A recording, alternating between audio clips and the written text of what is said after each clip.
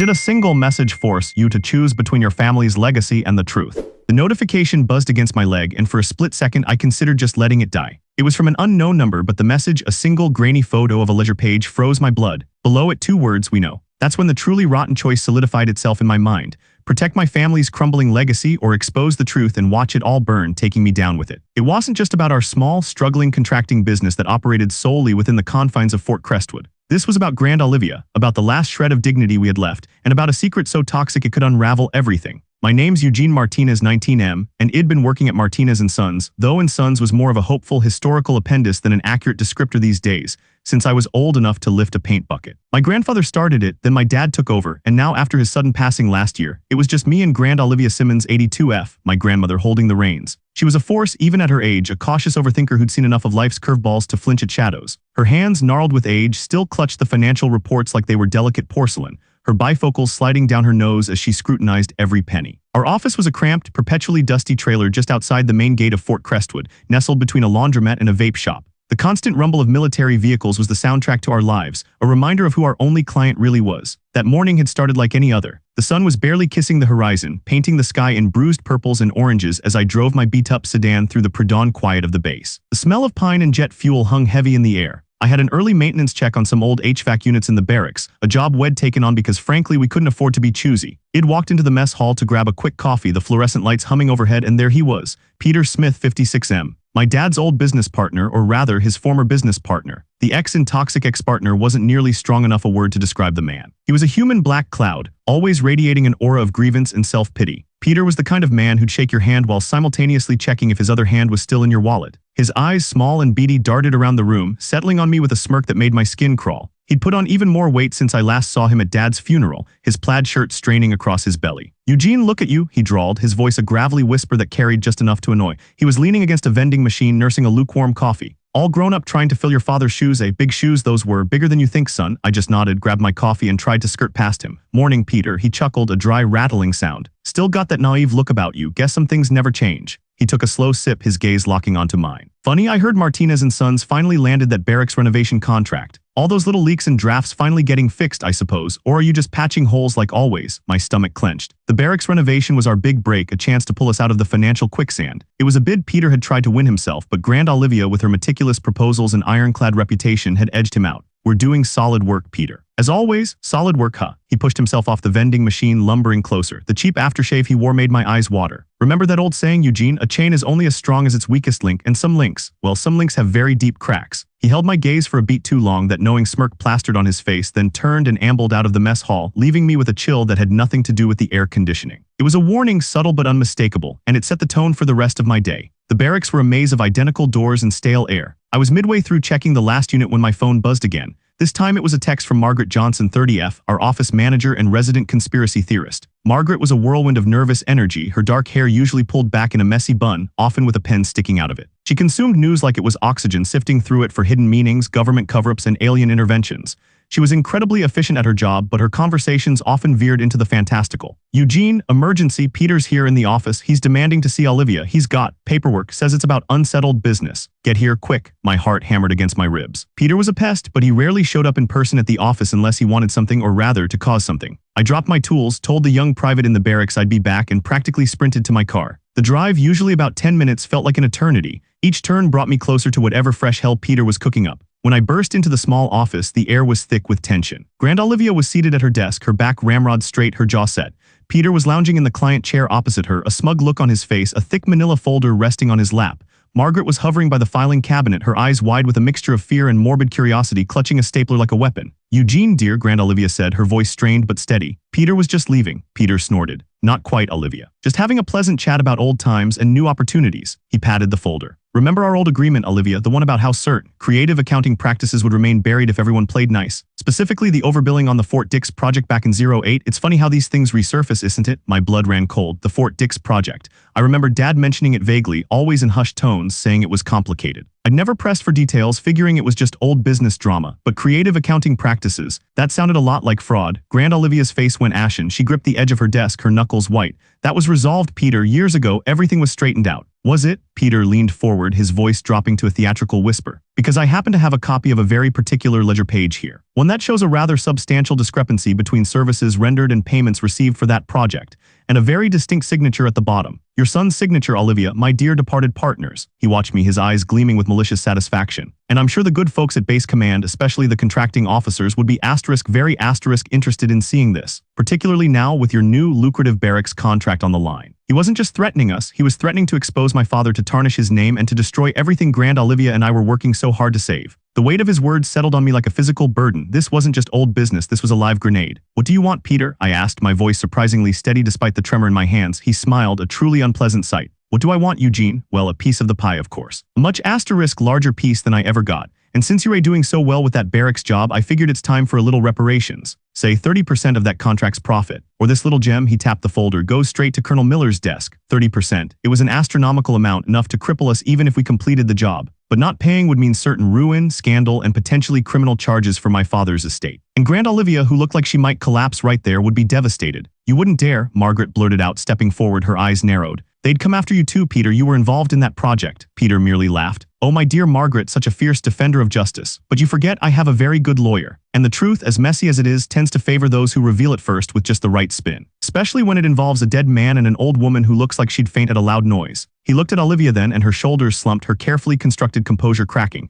I stepped in front of Grand Olivia, feeling a surge of protective anger. Get out, Peter. We'll discuss your ridiculous demands through legal channels. Legal channels? He scoffed. Eugene, still so green. This isn't about lawyers, this is about leverage, and I have it. You have until the end of the week to think about it. Tick-tock. With that, he stood, placed the folder on the desk, not throwing it, but placing it with deliberate, insulting care, and walked out, leaving the scent of cheap cologne and the chill of his threat hanging in the air. The silence that followed was suffocating. Grand Olivia finally looked up, her eyes brimming with unshed tears. Your father, he was desperate, Eugene. He had no choice at the time, the business was failing, and Peter put him in an impossible position. Her voice cracked. He always regretted it, he tried to make it right, I swear. I believed her. My dad, for all his flaws, was a good man, but Peter's words had planted a seed of doubt. How desperate was desperate? That evening I drove home, the weight of the day pressing down on me. I usually called my former best friend Catherine Price, 23F, after a rough day. She lived just off base and we'd been inseparable since middle school. We'd had a huge falling out a few months ago, a bitter argument over something stupid that spiraled into accusations and hurt feelings, and we hadn't really spoken since. Part of me yearned for her easygoing banter, her ability to make me laugh even when things were grim, but another part, the proud, stubborn part, refused to reach out. We were both bitter, both hurt, and the chasm between us felt too wide to bridge. Still, the thought of her, someone who knew me inside out, was a phantom comfort. Instead, I pulled into the small, run-down apartment complex where I lived, its paint peeling, the grass patchy. It was another reminder of our financial struggles. I kicked off my shoes, threw my phone onto the worn sofa, and collapsed. The image of that ledger page, the one Peter had so casually threatened us with, kept flashing in my mind. The implications were horrifying. Not just the money, but the betrayal, the potential public humiliation for Grand Olivia, and the destruction of my father's memory. My phone buzzed again. It was a text from Margaret. He wasn't bluffing, Eugene. I looked it up. The Fort Dix investigation back then, it was quietly shut down, but there were rumors, serious rumors. My stomach twisted. The next few days were a blur of work, anxiety, and frantic research. Grand Olivia was beside herself, alternating between quiet despair and furious vows to fight Peter. She tried to recount the details of the Fort Dix project, but her memory was hazy, clouded by time and stress. Your father said Peter tried to railroad him into it, she'd mumbled, twisting a tissue in her hands. Said Peter had all the connections, all the control, but your father took the fall, he always protected us. I spent hours poring over old company records, dusty boxes filled with invoices and contracts. It was like sifting through the archaeological remains of a lost civilization. The specific project Peter mentioned was hard to track down, buried under layers of mundane paperwork.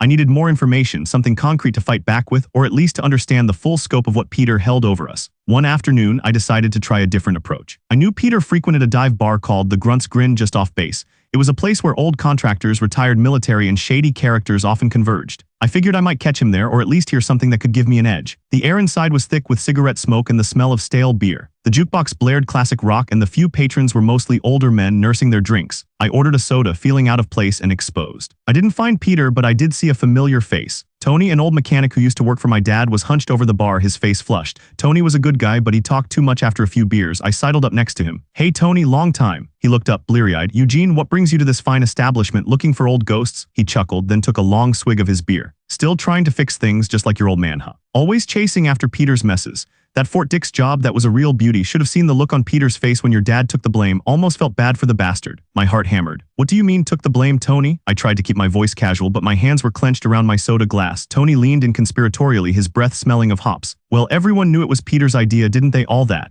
Creative accounting. Your dad, he tried to back out, but Peter had him by the short hairs. Threats, threats about family, about Grand Olivia. And your dad, he was a good man, Eugene. He covered for Peter, took the fall, said it was better than the whole business going down, taking everyone with it. Said Peter was too well connected, too slimy to ever truly face consequences. Peter walked away clean, and your dad spent years trying to make things right, patching up the damage. A cold, hard knot formed in my stomach, so it was true. My father had taken the blame for Peter's fraudulent scheme to protect our family. And Peter, the conniving snake, was now using that very sacrifice to blackmail us. It wasn't just a random threat. It was a calculated, cruel move designed to exploit the very vulnerability my father had tried to shield us from. The more I learned, the deeper the rabbit hole went, and the clearer it became that Peter wasn't just looking for money, he was looking to dominate, to break us. I left the Grunt's Grin feeling sick to my stomach, the weight of the situation heavier than ever. The choice Peter presented wasn't just about money, it was about pride, about my father's memory, and about protecting Grand Olivia from the harsh truth of his desperation. I had to find a way out, but every path seemed to lead to a dead end. I knew I couldn't tell Olivia everything Tony had told me, it would crush her. I had to navigate this minefield alone. The week crept by, each day bringing us closer to Peter's deadline. Grand Olivia was becoming increasingly frail, her usual cautious demeanor replaced by a deep-seated fear. She suggested we pay Peter just to make him go away. "It's not worth the shame, Eugene," she'd whispered, her voice barely audible. "Your father, his legacy." But I couldn't bring myself to agree. Paying Peter felt like admitting guilt, like letting him win, like dishonoring my father's sacrifice.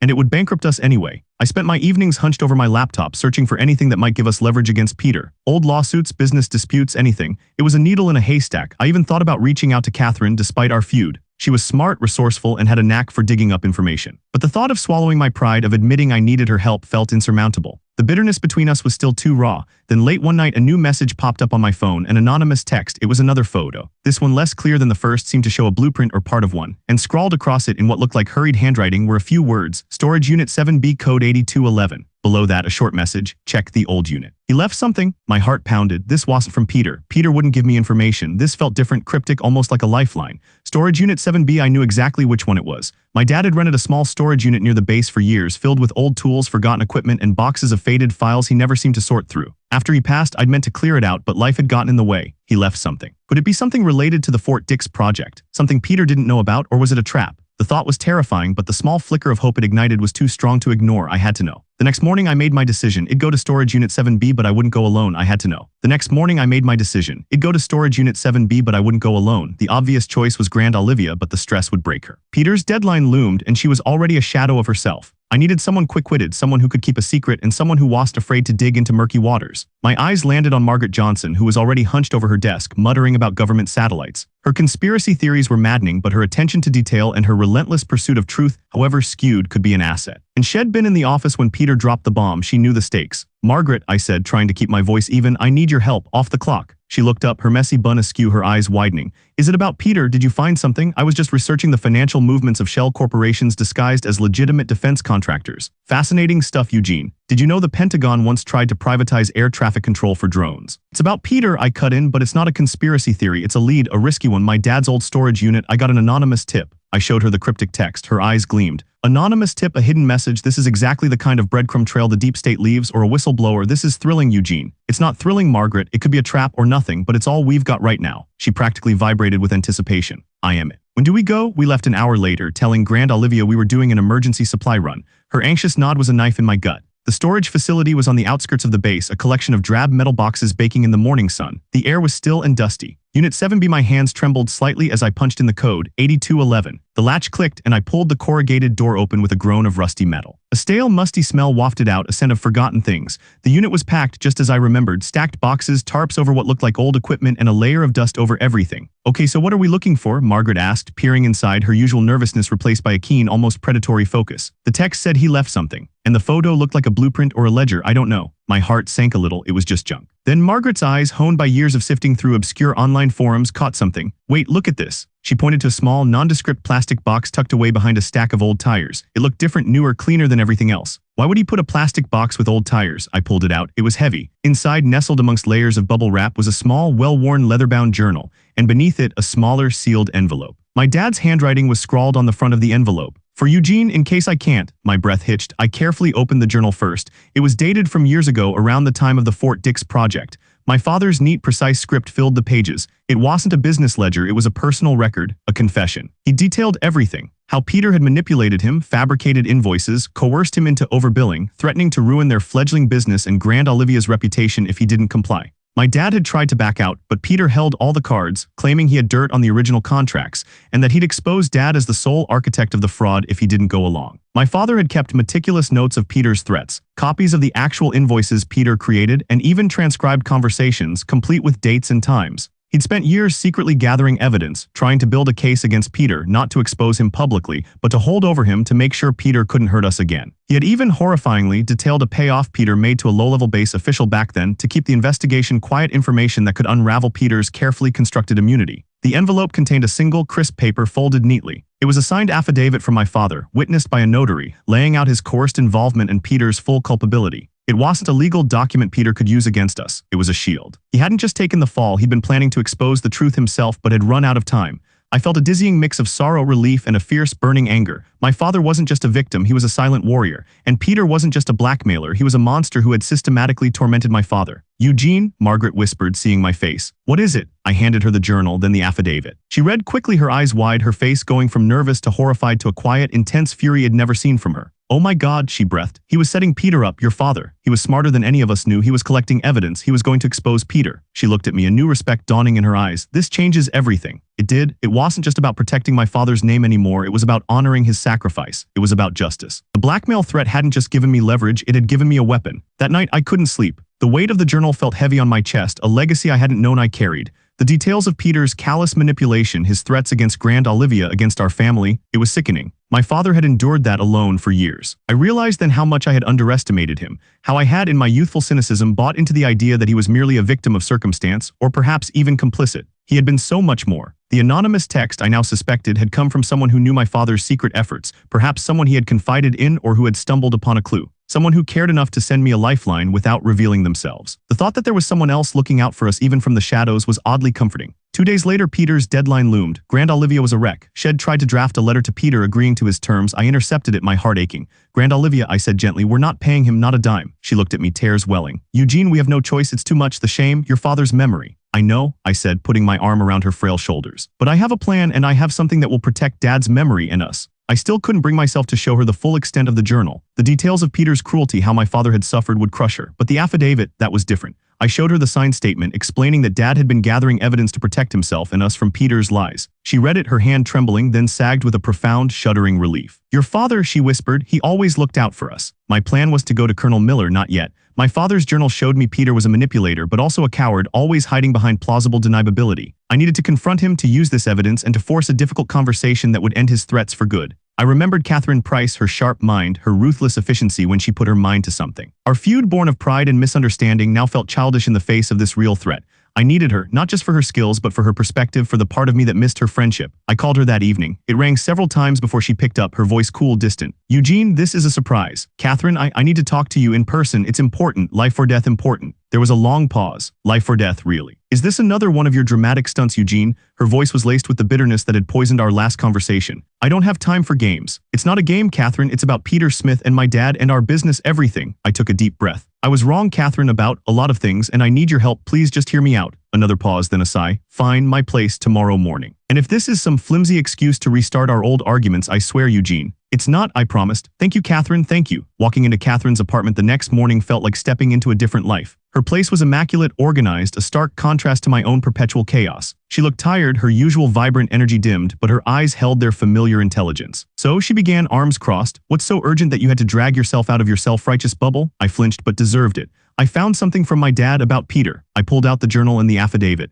My father wasn't involved in Peter's fraud. He was coerced, blackmailed. He spent years gathering evidence against Peter, trying to protect us. I watched her face as she read the journal, then the affidavit. Her expression shifted from skepticism to a slow dawning of understanding, then to a quiet anger. "Peter Smith," she murmured, a chilling edge to her voice. "He always was a snake. My dad, he warned me about him. Said Peter was trouble, that he'd ruined more than one person's life in this town." "Your dad knew Peter?" I asked, surprised. She nodded. "They worked on a few small projects together years ago, before your dad started Martinez and Sons. My dad always said Peter was the kind of man who'd sell his own grandmother for a quick buck. He saw Peter try to pull shady deals even back then. He warned me to stay clear of him, I guess. I didn't realize how deep it went." She looked up, her gaze meeting mine, the bitterness softening into something akin to empathy. "Eugene, this is huge. This proves your father's innocence. It flips everything." "I know," I said, a wave of relief washing over me. "I want to use it. To get Peter to back off. Permanently. I don't want to go to the base authorities unless I have to. It would still drag Grand Olivia through hell and my dad's name through the mud even if he's ultimately cleared. But I want Peter out of our lives for good." So you want to confront him? Catherine raised an eyebrow. With this, it's risky. He's a slippery bastard. I know, I said, but I think it's the only way to truly end it. A difficult conversation with leverage. I hesitated, then looked at her. I need your help. You're good at this, Catherine. Research strategy, finding the weak points, and I need my friend back. Her expression flickered. You think I can just forget everything? No, I said honestly. But maybe we can start to fix it. This is more important than our stupid fight. She stared at the journal, then at me. Fine, she said, a small, reluctant smile touching her lips. But you're buying the coffee. And from now on, you listen to me. A month had passed since that tense morning in Catherine's apartment. With her help, we meticulously cross-referenced my father's journal entries with what little public information we could find about the Fort Dix project.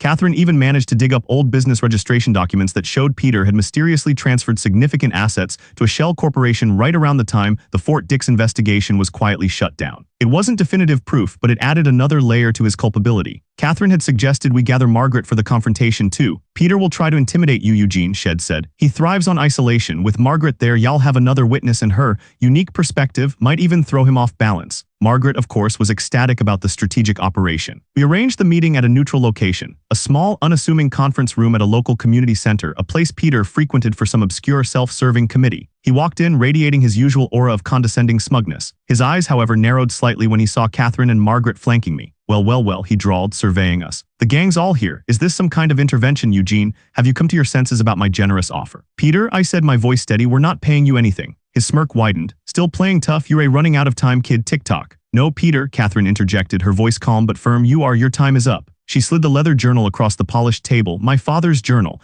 meticulously detailing your blackmail, your threats, the exact dates and amounts of the overbilling on the Fort Dix project. Your coercion of my father and how he desperately tried to protect his family from your schemes. Peter's eyes flickered to the journal, then to my face. For the first time, I saw a flicker of genuine fear. His smug mask cracked. What is this nonsense? Lies, fabrications? Are they? Margaret piped up, stepping forward, a glint in her eye. Because your father wasn't just writing in a diary, Peter. He was building a case. He even documented the payoff you made to a certain Lieutenant Miller, no relation to the colonel, but a key figure in the procurement office at the time, to quash the initial investigation. Did you think no one would ever find out about that, Peter? About the illicit transfer of funds to a numbered account in Belize right before the official inquiry was closed? Did you think that would just disappear into the ether? Peter's face went white. The mention of the Belize account and the specific Lieutenant Miller hit him hard. He started to stammer. You don't know what you're talking about. We know more than you think, Peter, I said, pushing the notarized affidavit across the table. This is my father's sworn statement. It clears his name and lays all the blame squarely at your feet. We have this. We have the journal. We have evidence of your financial maneuvers.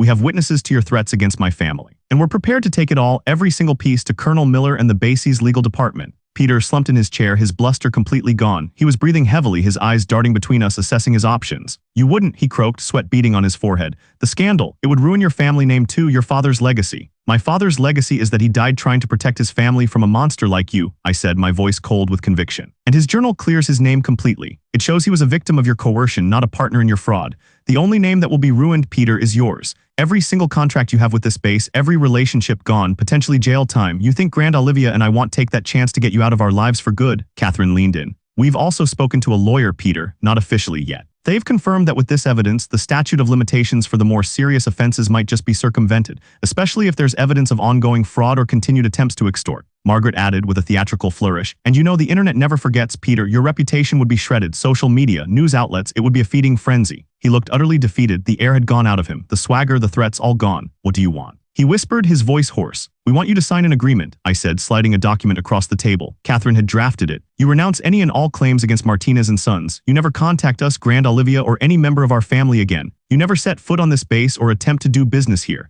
You agree to never speak of the Fort Dix project or my father's involvement ever again. And if you ever do, if you ever threaten us or Grand Olivia or try to smear my father's name, I tapped the journal, go straight to every authority we can find. He picked up the pen, his hand shaking. He looked at us, his eyes filled with venom, but the fight was gone. He signed. Now, Catherine said, retrieving the signed document, get out and don't ever look back. Peter stood, a broken, pathetic shadow of the man who had tormented my family for so long. He walked out, his shoulders slumped, leaving behind only the faint, familiar scent of his cheap cologne. The relief in the room was palpable. Margaret let out a whoop of triumph, pulling me into a bone-crushing hug. We did it, Eugene. We exposed the truth. The deep state of Fort Crestwood has been foiled. Catherine smiled, a genuine, warm smile I hadn't seen in months. That was surprisingly satisfying. She looked at me. Your dad would be proud. I think so too, I said, feeling a warmth spread through my chest that had nothing to do with the room's temperature. Later that week, I sat with Grand Olivia in the quiet of our office. The barracks renovation was proceeding smoothly, and without Peter's parasitic demands, our finances looked for the first time in a long time like they might actually stabilize. I told her the outcome, leaving out the most painful details of Peter's cruelty, focusing on how my father had fought back, how he had prepared his own defense. She cried, but these were tears of relief of pride. Your father was a good man, Eugene, she whispered, clutching my hand. Always, and you are too, you fought for him, for us. 2 years later, Martinez and Sons was thriving. We'd landed several more contracts on the base, our reputation for honest, reliable work stronger than ever. Grand Olivia, though still cautious, had a new spring in her step, a lightness I hadn't seen in years. She still reviewed every ledger, but her hands no longer trembled, and her laughter was more frequent. Margaret, while still prone to wild theories about the military-industrial complex and alien incursions, had channeled her investigative energy into becoming an indispensable asset. Shed developed an uncanny ability to spot inconsistencies in paperwork and sniff out potential scams. She even helped us implement a new, airtight digital financial system, claiming it was to combat the inevitable cyberattacks from rogue AI. Whatever her reasoning, it worked. And Catherine, our friendship had slowly, painstakingly mended. It wasn't the same carefree friendship of our youth, but it was deeper, forged in shared struggle and mutual respect. We still had our moments, our stubbornness clashing, but now we had the wisdom to navigate them. She had gone on to study forensic accounting, a path she admitted was inspired by Peter's convoluted schemes and my father's meticulous journal. She'd occasionally consult for us, her insights proving invaluable. I learned that my own pride had been a bigger barrier than I realized, not just with Catherine, but in my approach to the business, to my father's memory. The difficult conversations I learned weren't just about confrontation. They were about vulnerability, about admitting when you needed help, about finding common ground even when the past was bitter. Peter Smith had vanished. We heard rumors he'd tried to set up shop in another state, but his reputation, whether through our subtle lawyer-advised whispers or simply his own inability to stay out of trouble, seemed to precede him. He was no longer a shadow over our lives. Sometimes, late at night, I still thought about that storage unit, about my father's journal. It was a stark reminder of the battles he fought alone and the strength he'd hidden from us. He hadn't been perfect, but he had loved us, and he had done everything he could to protect his family. And in facing Peter, in choosing the difficult conversation over quiet submission, I felt I had finally stepped into my father's shoes, not just to fill them, but to walk my own path, a path built on truth and resilience, ready for whatever complicated legacy the future held. The military base, with its constant hum of activity, no longer felt like a place of confinement, but a landscape of possibility, a testament to what we had built and what we could continue to build together.